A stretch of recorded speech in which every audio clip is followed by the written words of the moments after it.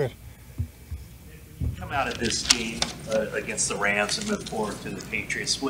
Is there one particular episode of that game or situation or just overall umbrella of something that went wrong that you really have put the focus in on correcting? Yeah, I think it was situations more than one thing. I think it's a culmination. It hasn't really ever been one thing or one coverage.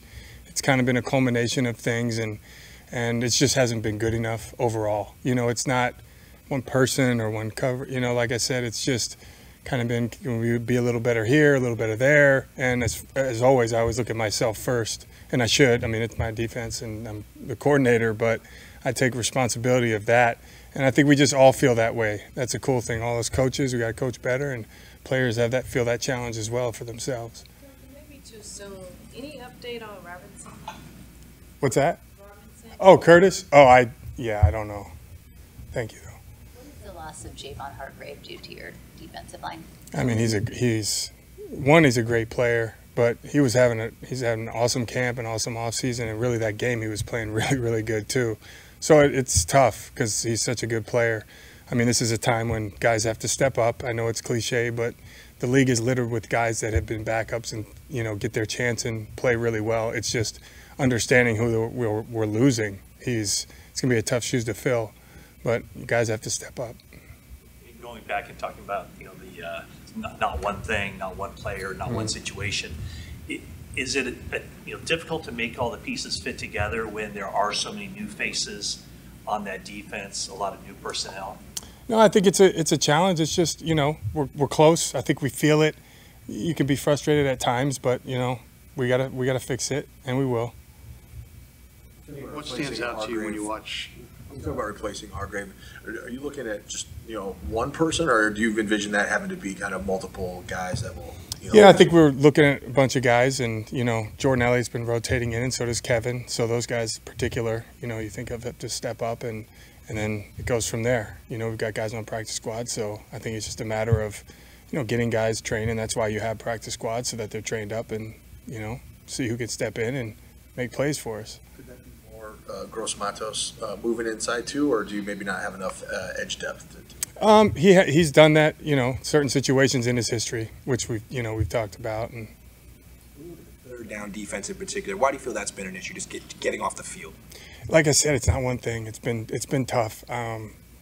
It is frustrating at times. I mean, because sometimes it's really good. It's just, I think stuff's been kind of inconsistent all around. You know, sometimes the run game we hit it up really good, or we get pressure. I think overall, I just think we have high expectations. We all do. The players, the coaches, myself, we all understand how it's supposed to look here. And I think it's not one thing. We just consistently got to get better. Bosa didn't come off the field, which I think has only happened one other time in his career. Is that a reflection of, you know, the edge depth, or? No, I don't think it's a reflection of the edge depth. I think, you know, in talking to Nick, we'd like to spell him more. I mean, if you really look at the first 3 games, we really didn't have a lot of plays, and I think he was kind of into the game and, you know, felt good. And, you know, Kasarik has always connected with him, and he likes to rotate the guys and take care of Nick. And there just haven't been as many defensive plays, I think, so far in the first few games. And, you know, Nick was into it. And I think we just, you know, we got to protect him and be smart about it so that we keep him as fresh as possible for the longest period of time. But I think he just, you know, felt like he was good. If Nick's good, then he's going to get a lot of reps. You watch the Patriots offense on film, what stands out to you about them? Oh, they can really run the ball. I mean, they're aggressive, they're physical, they have a very good plan, they're very well coached. 2 really good running backs, a line that knows how to block, they have good scheme. And then Brissett really is a good fit in that system and how he performs and how he plays. And, you know, he sees the game right, he protects the ball. He can make the throws that he needs to make, and he can move really well. I think they're just a tough team, reflection of the coach and the coaching, and respect for those guys. I mean, they're really big backs that can cut, they can run. It's just overall physical team. When you get a rough patch like this, do you sit back and think, man, we got to try some new things and shake things up, or do you have to guard against that and say, let's just do what we do and do it better? I think it depends. It depends on what you're doing good. You got to look at yourself, and then also it's that week who you're playing. So you got to evaluate, what are we doing? What can we be better at? A lot of times you can pinpoint that. you don't want to just go off the reservation because you know who you are, you know what you want this defense to be. But then also, how does that tie into who we're playing? You know, the most important thing is how do we win this game. So it's not so much, you know, you're looking at what you've done and what needs to be better, and you identify it. And I think we talk about it, we identify it, and then, all right, is that going to affect, how much does that affect this game? What do we need to do specifically to win this game and beat this team?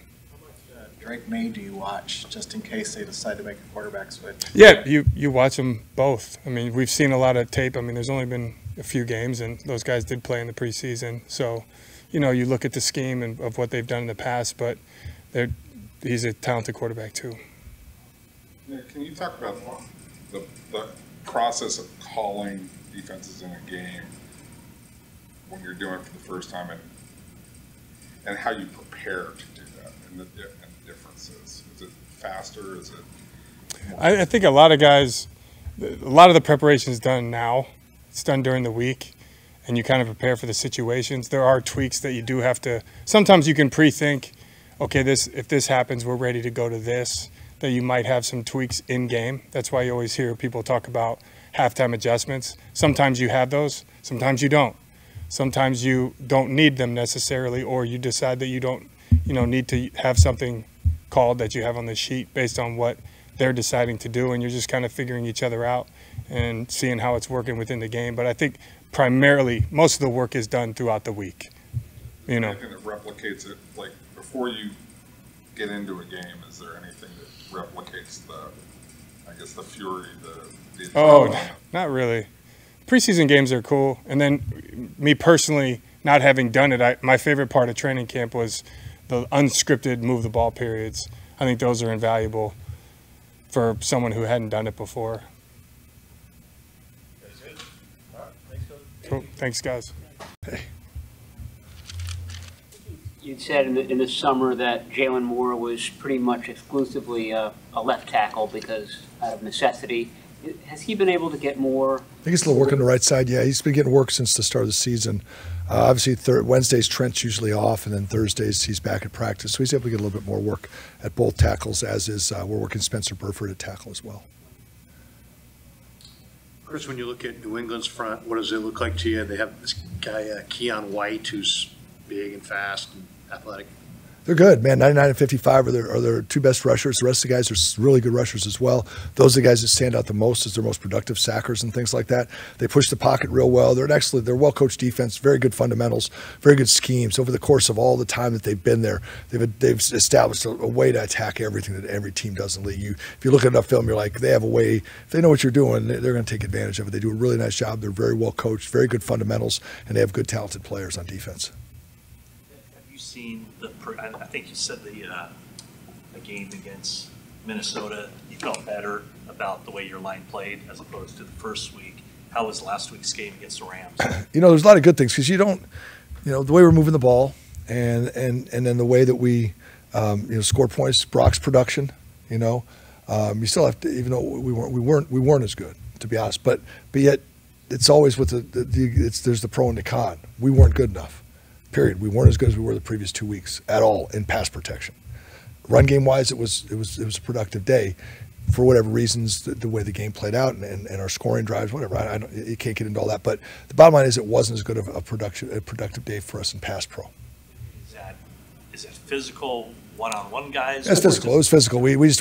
I'm sorry. It was physical. Yes. I think you guys, for the first 3 weeks, have almost double the amount of three-man rushes that you're seeing, at least that Brock's facing in terms of pass attempts. You think you can put your finger on as to maybe why teams are doing that to you guys more than others? I'd like to say it's because we pass block so well, so they don't want to rush, so they drop, right? But that would be a heresy to say that. Everybody has their own reasons for doing things. Whatever the situations are, maybe they think what we're trying to get done. Maybe we have formation things that they've thought that, hey, this is one where they're leaving people. There's so many different reasons. Like, again, when Vic Fangio was the defensive coordinator at Houston, and I was in Baltimore at the time, it was as simple for him as if Todd Heap was on the ball, he knew we were releasing, and we were going to have a five-man protection. He rushed 6. The second Todd Heap was off the ball, we were using a 6 or 7-man protection. He dropped 8 and rushed 3. So just by Heap being on or off the ball, he set a whole game plan up rushing 3 or rushing more than 3 for the whole game. And that was his tell. Whatever the percentages we did it, he decided to go with it. So I tell that story to relate that whatever it could be, the laundry list of things that the defensive coordinator looks at Shula and says, hey, this is why we're going to rush 3 in these situations. This is what they do. This is our best chance to get them stopped. Or just change the pace. Sometimes we say it's like a Rolodex. They just a Rolodex defense. They're just, okay, here's the next one. And they just roll it and just to keep you off balance. It just depends. It would seem like that would maybe put more pressure on the line to protect longer, just because maybe things are taking a little longer to open up with A dropping back in coverage. Is that a fair assessment? And what is kind of the challenge of keeping those things locked up? I mean, you saw the plays. I mean, Brock's back there. Everybody gets nervous. You're like the timing of the timing of an NFL pocket. We all know. We talked about it a little bit with earlier in this 2 weeks ago in Minnesota. We weren't quite synced. It was a little bit of everybody, right? And so the ball wasn't coming out. So you get one hitch, maybe 2 hitches. 3-man rush, you said it's like, and then you're like, okay, I've taken 2, I've taken 3 hitches, and you see him. He's like, where'd I go? Because you're not used to just realizing it's just a 3-man rush. And so yeah. And then with us, it's the same thing. You block. You're like, okay, there's 1 hitch. You can't see it, but you feel the timing in your head. There's 2, and then the ball should be gone. And you're like, oh, I didn't know it was a 3-man rush. And then all of a sudden Brock's still standing back there and guys are working to get open. And it's just different, and you can't do it out here. You get used to it. You're like, oh, yeah. And that's why I remind them, they're mixing in the 3-man rush. So if it feels like the play's still going when it shouldn't be going, it's because it is. Because most times it's pass block, the ball's thrown, the D linemen take off.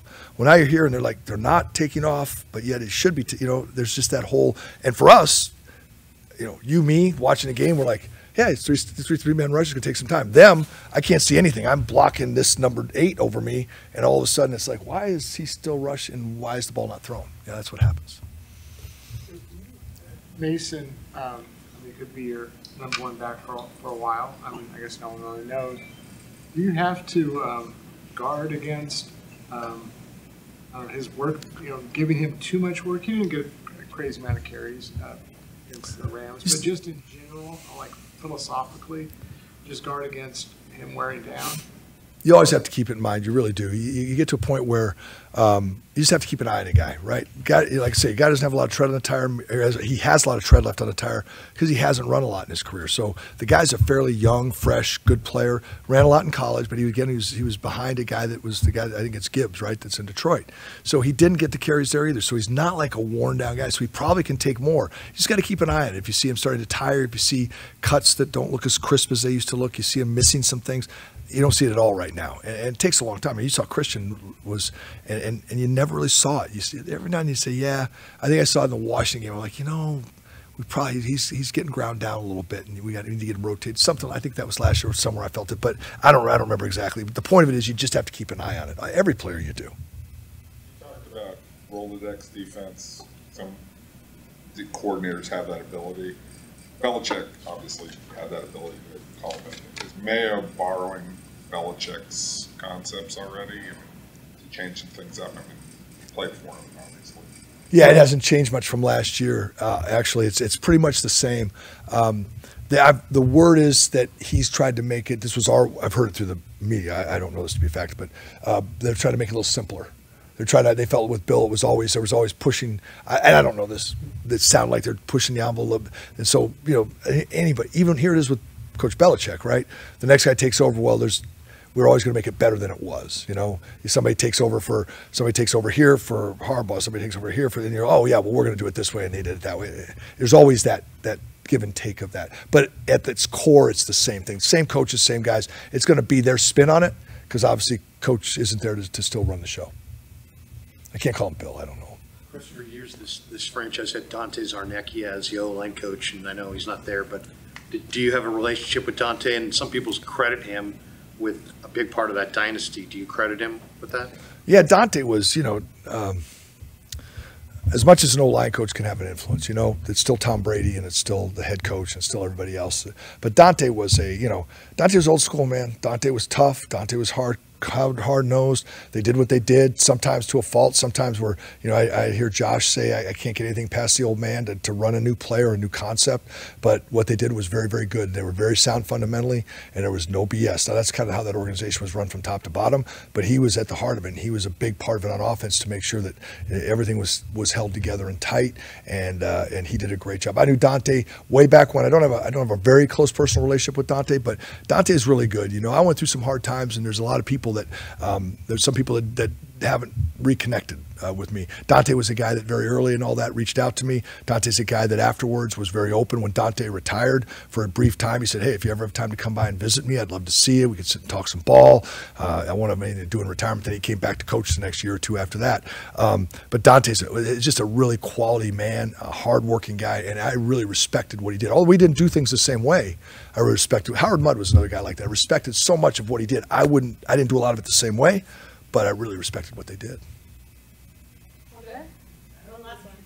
What do you make of Garendo's performance? Loved him. We had, oh man, if you guys watched the all 22, if you saw the play, Banks went up to get a linebacker and kind of didn't go right at him. He kind of slipped and fell on his butt. But it's right about on the 50. That's a good feeling, right on the emblem. He fell backwards and missed the linebacker. On that play, if he'd have got on that guy, there was a crease that I would have loved to see if he would have hit it. If he just could have, I thought he might have split the safety. He reminds me of another 31 we had here in his running style. He's got that upright, good speed running style, and I'm not putting him in that category yet, but he really does. I want to see him get a chance to get. We just haven't got him to space yet. I like him. He's got a ways to go. Obviously, he's got a lot of developing to do, and that position's a hard, tough position, but he's nothing but positive upside. He really looks to be that, I won't say change of pace. Shoot, he could be your lead dog, but he's got that extra gear we've been looking for to change between, Christian's playing fast, JP's playing fast, but he's got a little bit something different from those guys. I realize it worked for most of it, but usually you hear, or us, like, oh, upright's not good, you're going to get smashed around in the NFL. Can that be okay for certain guys? It can be, yeah. I mean, you're going to get hit. I mean, you've seen Raheem. I'm going to say the name. 31 was Raheem, right? Raheem was the track guy. He's upright runner. You saw it, right? He'd run and shoo, he'd be gone. He's learned to play with pad level when he needed to, but it does. You play with the lower center of gravity, you play lower to the ground, you're not going to be as fast. That's why sprinters don't run hunched over, right? I mean, these guys are sprinters. They're straight upright and they're running their butt off. And so that's Isaac. And I really like the way he runs. And he has learned he's learning to get his pads down. So it's not always great, but it hasn't slowed him down yet. Thanks, Coach. Thank you, guys.